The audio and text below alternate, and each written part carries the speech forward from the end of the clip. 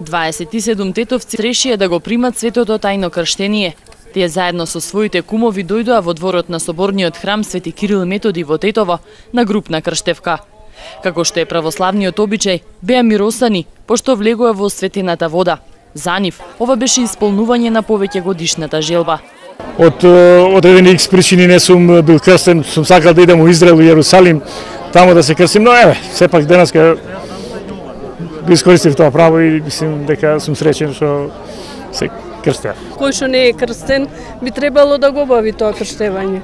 Јас не бев крстена поради оправдани причини и така сега се крстев и многу сум среќна. Па сега дошло време, така и требало може да биде. Пресреќна сум, возбудена многу, трема има, али прва рипнав. Радосен чин за свечено за свите, добро е ова да се покаже. Мислим ова треба и почесто да направи. Групните крштевки и венчавки од сега ќе бидат една од главните цели на епархијата, рече митрополитот Тетовско-Гостиварски господин Јосиф. Како православна црква треба да се грижиме за таквите луѓе, бидејќи за да се стане член на православната црква мора да е крстен. И сите други свети тајни кои што произлегуваат, мора, значи, првиот услов за да се некој да се венчава мора да биде крстен.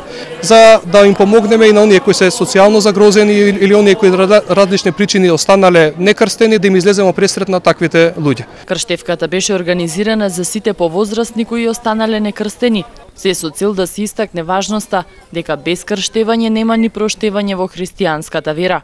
Во март годинава на групна крштевка благослов добија 7 деца во манастирската црква во Лешок, а 7 пара беа венчани во црквата Свети Наум Охридски чудотворец на Попова Шапка.